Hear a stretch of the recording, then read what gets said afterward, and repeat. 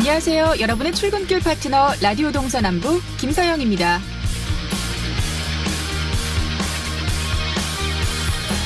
어제 낮부터 날이 풀리면서 이번 주말은 좀 따뜻할 거라고 합니다. 하지만 영동 산간 지역엔 다음 주 월요일에 눈이 내린다죠. 벌써 겨울인가 싶은데요. 본격적인 겨울이 시작되기 전에 눈 한번 밟아보는 건 어떨까요?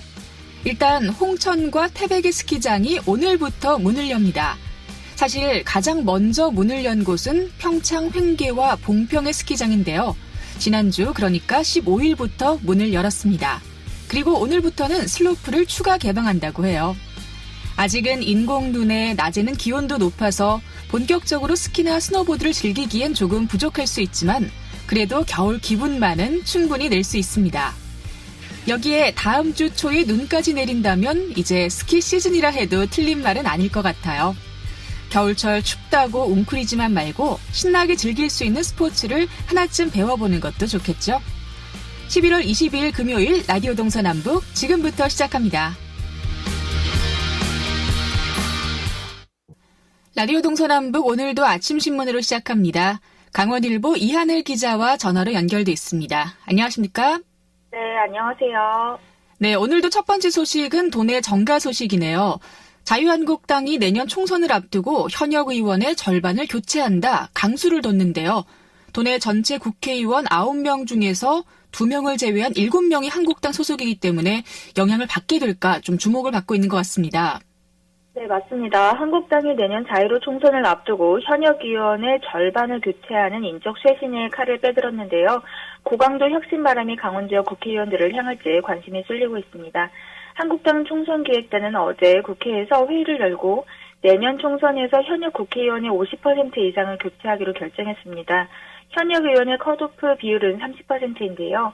출마 의사가 있는 현역 의원 중 3분의 1을 공천에서 배제하고 불출마 의사를 밝힌 의원과 또 비례대표를 포함해서 절반 이상을 새 인물로 공천하겠다는 의미입니다. 박맹호 사무총장은 세부 사항에 대해서는 치열하고 심도 있는 논의를 계속하기로 했다면서 과감한 쇄신과 변화를 실천해 국민의 신뢰를 되찾겠다고 했습니다.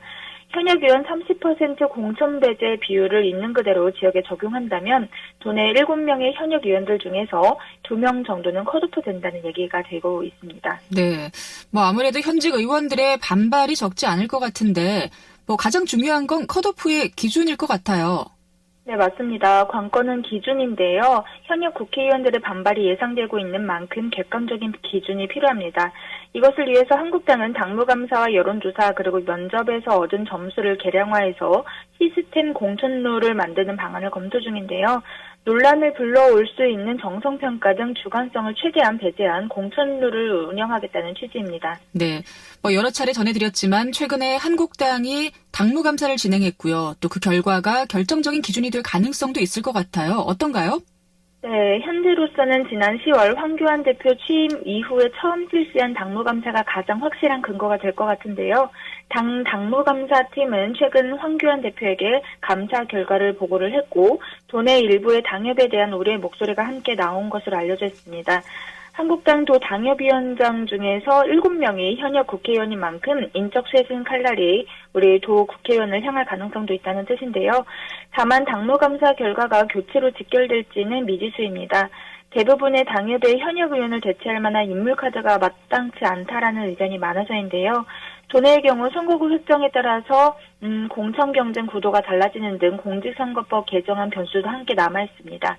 도내 선거 관계자는 지난 대선과 또 지난해 6.13 지방선거를 거치면서 강원도 정치 지형이 완전히 뒤바뀌었다고 설명을 했는데요. 한국당 입장에서는 쇄신과 안정 중에 승률이 더 높은 쪽을 선택을 해야 할 것이라고 얘기하고 있습니다. 네.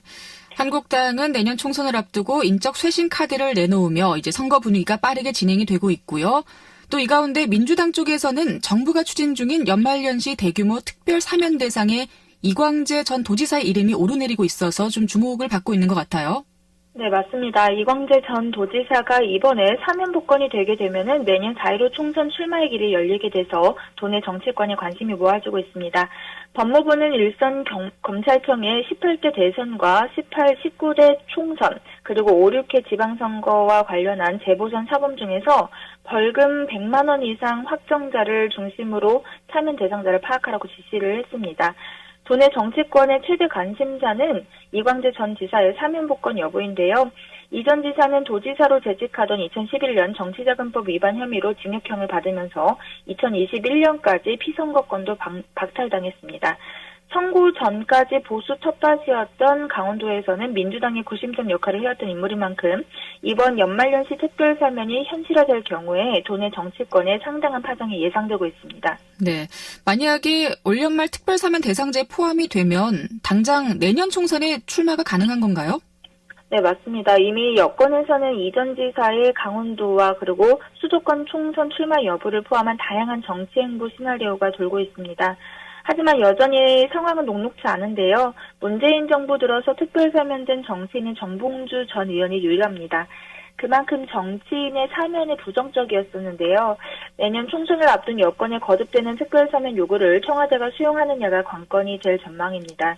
도내 여권은 정부와 정치권에서 이광재 전 지사의 사면 복권을 요청할 계획인 것으로 알려져 있는데요. 앞서서 지난 2월에도 도내 민주당 소속의 시장 군수 그리고 도의원, 시군위원들은 이 전 지사의 사면 복권을 요구하는 청원서를 청와대에 전달하기도 했습니다. 네.